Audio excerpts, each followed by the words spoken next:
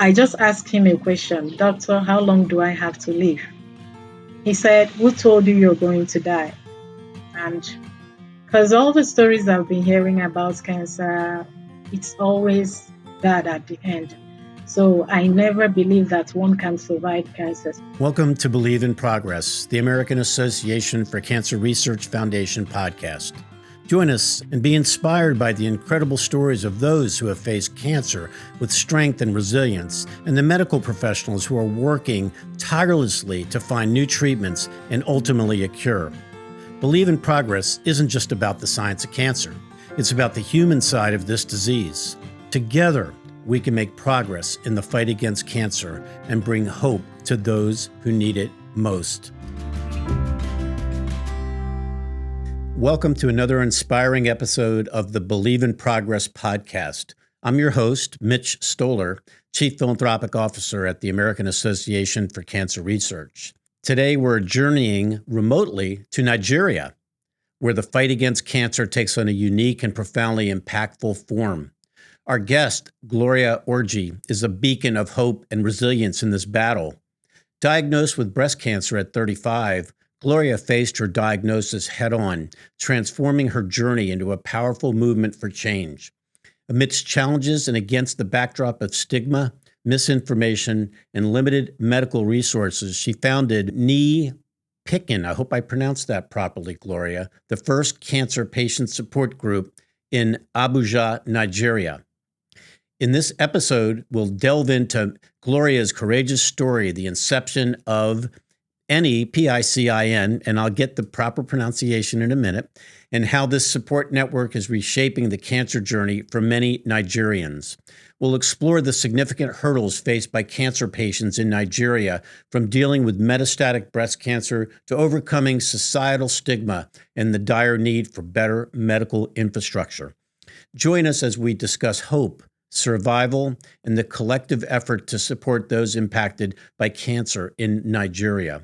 Gloria's journey is not just her own, but a testament to what can be achieved with courage, community, and the refusal to give up, even in the face of adversity. Gloria, welcome to Believe in Progress. We're so honored and happy to have you here. And you're our first global guest, so this is quite special to us. Thank you, Mitch, for having me. I'm so excited. And Gloria, to tell my story. So pronounce that what I mispronounced so uneloquently. It's NePICiN. And that's the network of people, right?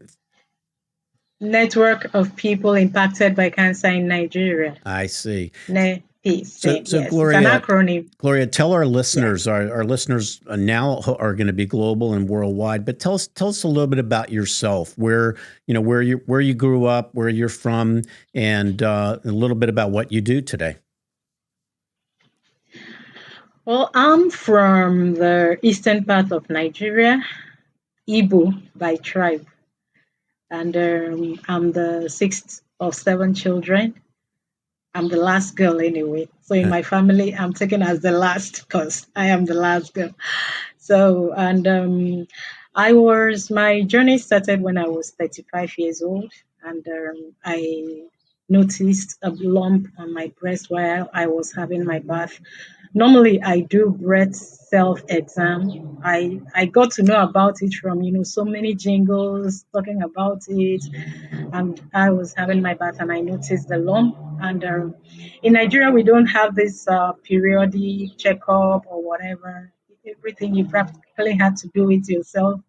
So when I noticed it, I told a friend of mine, and she was like, okay, let's go and check it out. We went to the hospital, checked it out. That was in 2009.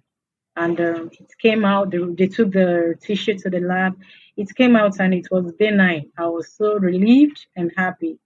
Then 6 months later, I felt another lump in the same place. And I was really scared. And I still went back to the hospital. And when I met the doctor, he checked it. He was like, oh, this lump is even bigger than the first one. I remember that day I wept and wept. In fact, I wept because somehow I knew it wasn't okay. I knew something was wrong. Mm-hmm. So the doctor took did a lumpectomy, took out the lump, and then took it to the lab, and the result was supposed to come out in 2 weeks, but because there was industrial action by some medical professionals, so it delayed for about 6 weeks. And when the results came out, my doctor called me, and I was right in the middle of my postgraduate exam. He called me, he said, Gloria, can you come to the hospital now? I asked him, Doctor, I hope everything is fine. He said, there is nothing God cannot do. I had to take 3 different exams that day. I had just taken one, and I was about to take the second one, but the anxiety did not even allow me to continue. So Right. I went to the hospital. Yeah. And after some minutes, the doctor was like, Gloria, your result didn't come out the way we expected. You have cancer. And my life just stopped at that moment. I just asked him a question, Doctor, how long do I have to live? Hmm. He said, who told you you're going to die? And because all the stories I've been hearing about cancer, it's always bad at the end. So I never believed that one can survive cancer. So when I asked him that and he was like, who told me I was going to die? I thought he was just trying to make me feel better. After all, he's not even the one Right. that has cancer. So he can tell me whatever to make me feel better. Right. So he referred me because it was actually a hospital, a private hospital. He told me they that he's going to refer me to the public hospital where there's an oncology department so that I can have better and cheaper care because I was paying out of pocket. I wasn't on any insurance. And I was referred to the SOPD. He recommended I go for mastectomy. And when I went to the surgeon, I met him. Um, the surgeon, I told him I wanted to the mastectomy. And the surgeon was, no, Gloria, you're too young. I don't want you to go through that. Are you married? I said, no. Then you're too young. You're 35. I said, doctor, I want something that will, minimize the risks. I just want to have it. Already, I've called my family. I told them, and my family, I have a very supportive family, and they said, Gloria, just go ahead. Whatever is going to make you to be alive. Kudos to that doctor. He said I should trust him, that we should proceed with the treatment first, and then he will see how far the treatment was going to affect the cancer before we decide if we are going to go for mastectomy or not. And that was exact. I didn't want it. He spent a lot of time trying to convince me, but one thing made me to agree, and that was because before I came to the hospital, I went to church and I prayed and I asked God that whoever I meet as the doctor and whatever the doctor tells me, that is what I'm going to do. So when the surgeon was insisting I should go for I meet the oncologist for chemotherapy treatment before I come back to him. At the end of the day, I gave in. I said, okay, let me just go follow suit, whatever he said. So I was sent to the oncologist, and when I got there, I was asked to do 6 courses of chemotherapy, and after the chemotherapy, in fact, after the second session, I couldn't feel the lump anymore. And by the time I took the sixth, I wasn't feeling it anywhere at all. So the oncologist sent me back to the surgeon, and there was a wider margin excision was done, and the margin was clear. So my breast was intact. The doctor said I should go for radiotherapy, and because the cancer was estrogen positive, so I was also placed on tamoxifen for 5 years. And yes, I went for radiotherapy. I did 25 sessions, and As I was going through the treatment, I realized that I wasn't dying. Right. I was still here, That's a good thing. and the fear actually reduced. And there are some nurses that gives us lecture early in the morning before we start seeing doctors, and they kind of gave me hope from their lecture. They were like, if you follow through with the treatment, you're not going to die. Cancer is not a death sentence. And I realized that each time I was going through the to see my doctor, a lot of persons were just like me when I started the chemo. When I was diagnosed, we knew nothing about cancer. We just felt that anybody diagnosed of cancer was going to die.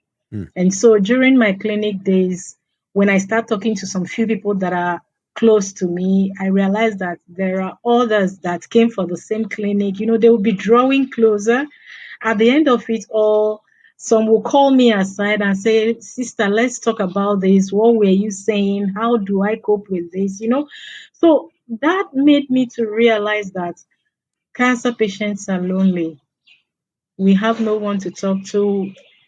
Cancer patients in Nigeria, we have no one to talk to. Hmm. Our fears, we swallow it up, we cover it up. We believe that nobody will understand us, and actually nobody does understand. So I felt that there was that need for cancer patients to have a forum whereby we can be free, share our experiences, talk about our diseases, talk about our fears, our aspirations, and everything. So, and well, I continued doing my little bit. Anytime I go to the hospital, to the clinic, I kept on talking to few patients like myself, giving us hope. From a year, I was given after my treatment. My treatment started in August of 2010, and I concluded with the radiotherapy in May 2011. Then I was now given some periodic checkup, 3 months. From 3 months, I was given 6 months. Later, I was now on annual checkup. So, and each time I come, I from a year I went to 2 years, 3 years, 4 years, Mhm. and the nurses were so impressed. So sometimes when I come, they will tell me, Gloria, why not talk to fellow patients like yourself, give them hope, Mhm. and that was how I started talking. I wasn't afraid sharing my story with them and telling them that there is hope. It's not a death sentence. Cancer can often be seen through a lens of stigma and misinformation. I'm hearing a little bit about what motivated you to speak out, but why is there, in your opinion, the stigma and misinformation in your country?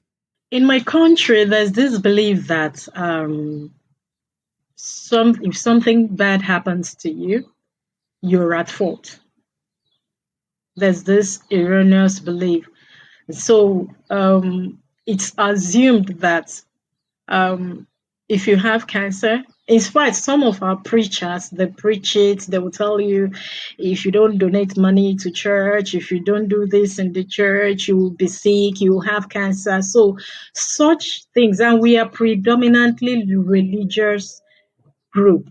Islam and Muslim, the same thing, you're told if you don't do this, this will happen to you. So a lot of persons believe that if you have cancer, it's probably because you're not living a good life. It's probably because you're not doing all that you're supposed to do. And that's why cancer came. And I wanted to disabuse that mind. Some tells me, oh, it's because why did you accept it? You shouldn't have accepted it. Some tells me, I remembered on one occasion I went to the clinic. We met a guy came sat among us, and we thought that he was also a patient. And the next thing, as we were discussing our ailments, normally, the next thing he told us was that that it is sin that made us to have cancer, and that we should go and do total immersion baptism, and when we do it our sins will be cleansed, and after it is cleansed we will be cured. Wow. because it is sin that brings disease. You know, that kind of explanation. And it struck me that none of us could challenge him. It was like we had already accepted our faith. Mm. And after some minutes, I spoke up and I told him, we are not the worst sinners. Babies also have cancer. So what have they done? They didn't do anything wrong. So we are not the worst sinners. And by the way, we're already having cancer. Don't make it worse for us. And Right. when I said it, you know, other cancer patients were like, yes, it's true. Why would he say such thing? You know, so I felt bad because in terms of, in as much as we have cancer, we also have that stigma. And it is that stigma that makes a lot of cancer patients not to open up.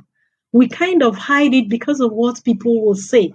We hide it because we feel that, oh, maybe there are some things we did or we are doing that we're not supposed to do. That's why the cancer came. And that's what they tell us.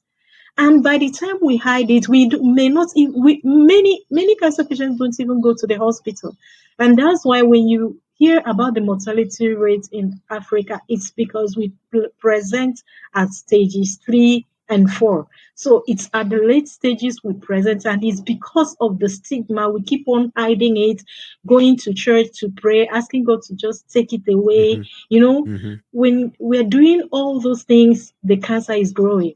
And when we can't endure the stench or whatever anymore, that's when family will now bring us to the hospital. And Gloria, is this what inspired you to create and develop NePICiN? Exactly. So talk a little bit about that, because it sounds like it sounds like there was no support groups in Nigeria or even in the country to help cancer patients. Like there's here in the United States, there's lots of organizations and lots of support Yeah. groups. So tell us a little bit about NePICiN and what the purpose is and some of the challenges and what good things you're doing to help people. Okay, first of all, I'll need to talk about the fact that even though I wanted the opportunity for cancer patients to have a forum where we can come together, I didn't have the means to do that. And it was Mr. Runcie, there's an NGO project, Being Blue. Mr. Runcie approached me. He actually knows another cancer patient that I met at the hospital. And the lady, Madam Khadijat, we lost her 2 weeks ago. God rest her soul. Mm. She knew me and she knew how I speak to fellow cancer patients when we come for clinic. So when Mr. Runcie met her and told her that he needed a cancer patient that can be going with him for outreaches to tell people that that cancer is not a death sentence and encouraging them to come for screening so that it can be caught early, Madam Khadijat referred, in fact, she brought him to my office. And we sat down and we talked. He told me what he wanted me to do.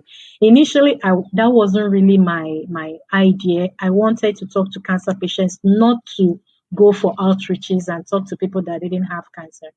But on the long run, I felt that the people that stigmatizes against cancer patients are the ones that don't have cancer. So if I'm also talking to them, it's also a way of helping out.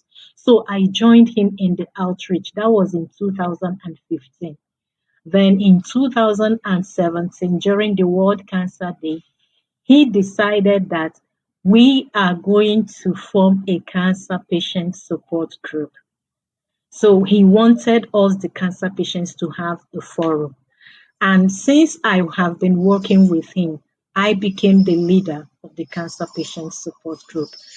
That we started with just 7 members, and then we were called Abuja Breast Cancer Support Group because all of us were breast cancer patients. But in 2018, some other cancer patients, when they saw that there is a patient support group, but it was only for breast. They were like, why are you guys doing only breast? We want to also join so that we will know what, we can be able to join in the conversation, change, the narrative, and also tell people that cancer is not a death sentence.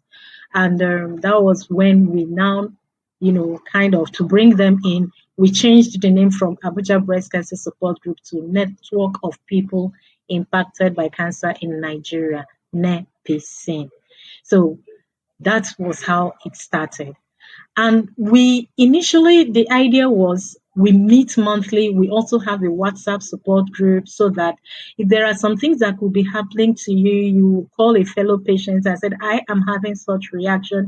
Did anybody have such? Can you share your experience of how or what your doctor told you about it? So it was really okay. We were really moving in that direction. We felt like, in fact, we felt like a family. We felt like a family. But after some time we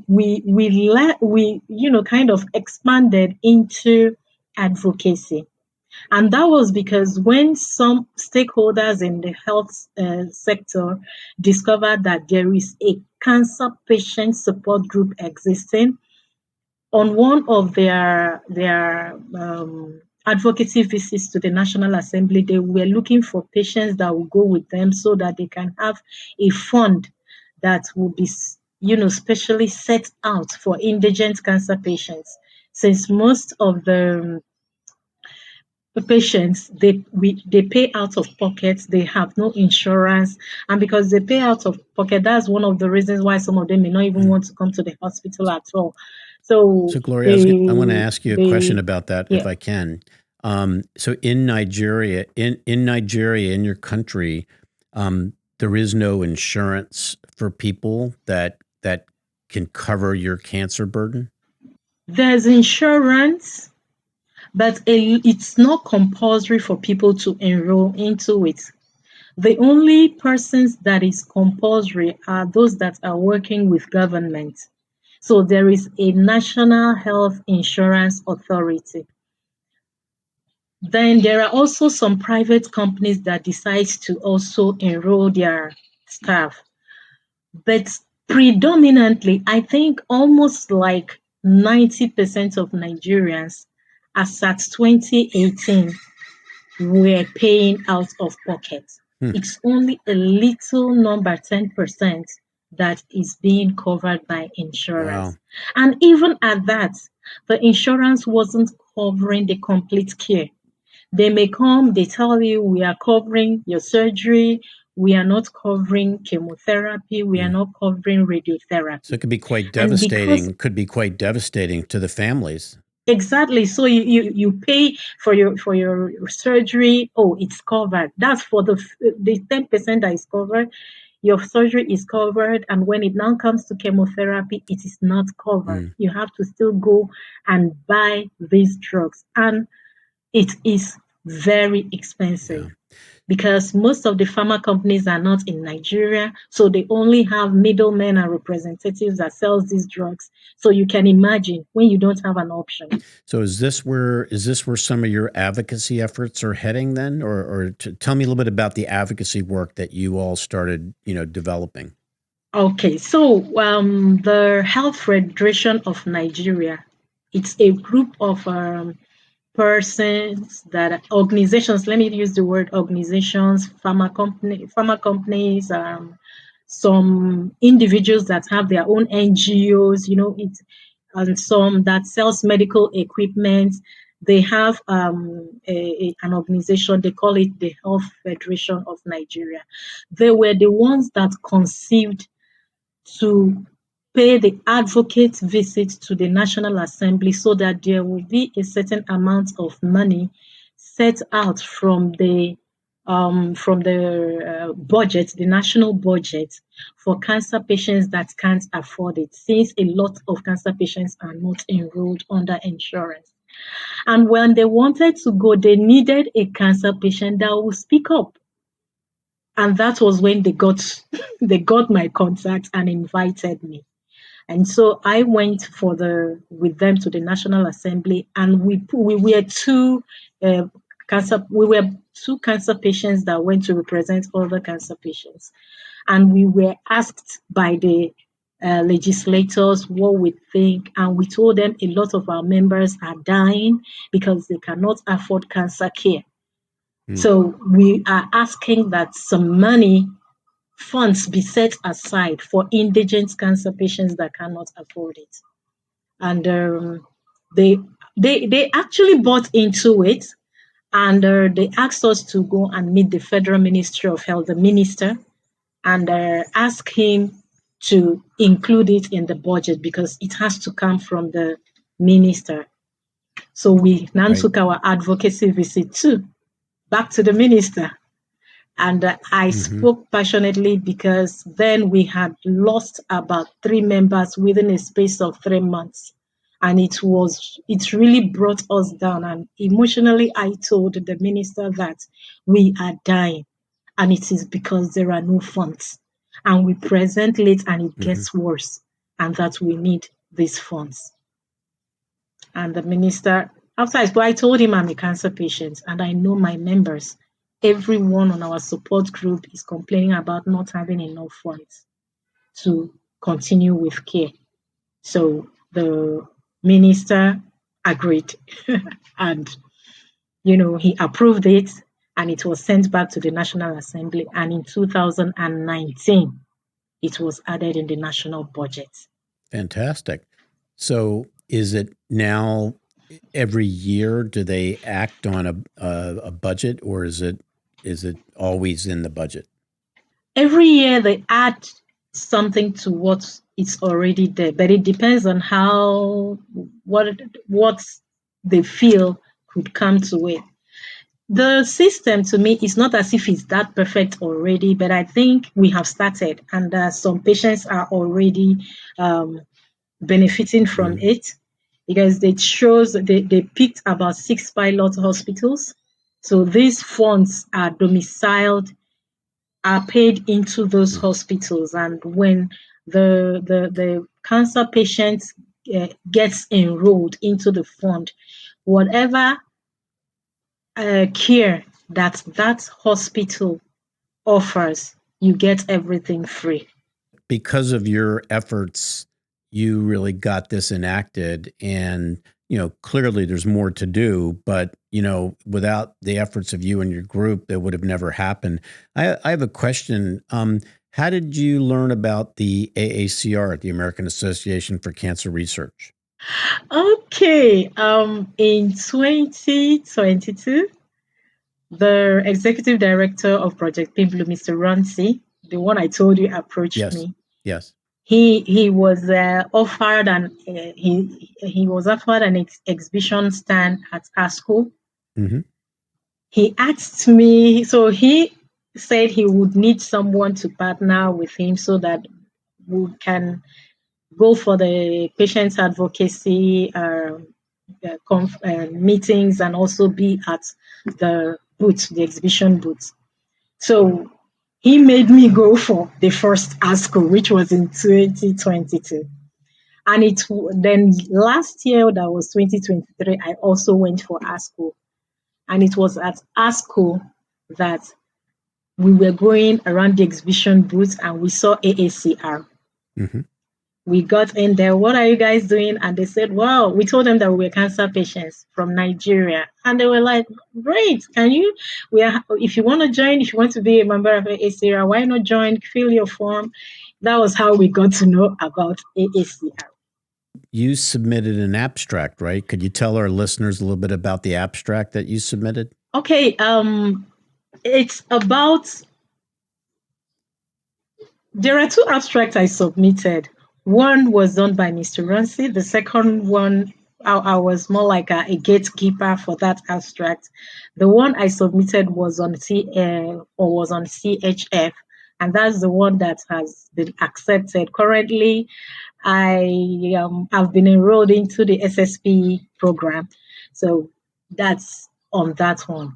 The research that we did was. You participated in the SSP program?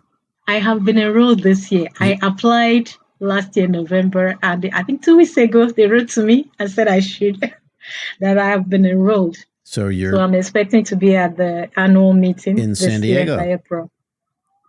Yes. So we'll get to meet you in person.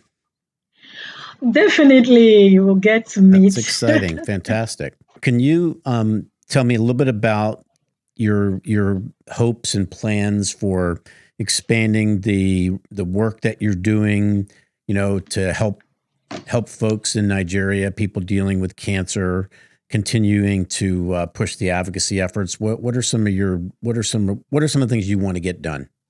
I want cancer patients to be empowered so that they can stand firm and with one voice advocate for policies that affects them and not being brought in as an afterthought. It's like, oh, they say it's like, hey, we may be needing a cancer patient, you just bring me in after they have finished making the policies and concluding. I don't want that. And because of that, I think, and that is my aspiration, is that I want the support group to expand so that every state in Nigeria will have a cancer patient support group. And annually, we should be able to have a cancer survivors conference. We should be able to have that so that whatever communique we arrive at or we agree on, we present it. Let it come from us, not coming from them to us, because they don't understand what we are going through. So, Gloria, I think that's fantastic, and I love your vision of the future and what you're trying to accomplish. When you're at the annual meeting, I'll make sure that I come and meet you, but I want to introduce you to some people at AACR that do a lot of our international work, because we just had a conversation about starting to do more global policy efforts, and I know the continent of Africa came up in a conversation that was had about a week ago. And so want to make sure that it's possible that AACR can start working with you and your group maybe to help with your advocacy efforts. So we'll have to make sure that happens when you're there. I would want clinical trials to happen Yes. in Africa. It's not happening at all. So it's not. So the new Yes. president-elect, Dr. Patricia LaRusso, who will become the president of AACR, is a very big advocate for trying to get clinical trials going in Africa. So that's another initiative of hers that will be going forward in 24, 25. That's perfect. That's exciting news. Yes. Wow, it's a huge relief. Yeah. Well, a lot of work to be done, I'm sure, but at least I think people are thinking about it, and we know that is very important and will need to have an impact. Gloria, listen, it's a real pleasure and an honor to have you and to speak with you, and I think it sounds like you're definitely doing some very impactful work in your country. And you certainly have a vision for the future. And speaking for my colleagues at AACR, we're delighted to have you on the Believe in Progress podcast, and we'll be delighted to see you in San Diego at the SSP program. And so I want to thank you so much for giving time out of your day and for talking about the work that you've been doing. It's fantastic work, and we're very excited to continue to see it grow. Thank you, Mitch. As we close today's episode of the Believe in Progress podcast, I want to extend my deepest gratitude to Gloria Orji for sharing her incredible journey with us. Gloria's story is a profound reminder of the power of hope, the strength of community, and the importance of advocacy in the face of cancer. Her work with NePICiN is not just changing lives in Nigeria, it's inspiring a global conversation about resilience, support, and the urgent need for equitable cancer care. To our listeners, thank you for joining us on this journey. Your support fuels our mission to advance cancer research and improve patient care. We invite you to spread the word, share this episode, and join us in the fight against cancer. Together, we can make a difference. For more information about Gloria's work and how you can support NePICiN, please check our show notes. Stay tuned for more stories of progress, hope, and innovation in cancer research and patient support. Remember, progress is made one step at a time, and together, we believe in making that journey count. Thank you for listening to the Believe in Progress podcast, and until next time, keep believing in progress. Please subscribe to our podcast, share this episode with many, many people, and head over to our website, aacr.org, to consider making a donation. When you donate to the American Association for Cancer Research, your investment in life-saving research propels the important work of more than 58,000 members of the AACR in driving progress against cancer. You can support life-saving cancer research with any donation you make today. Thank you for listening to Believe in Progress, the AACR Foundation podcast. This podcast is produced by CollegeCast LLC. Please visit www.collegecastpodcast.com for more information.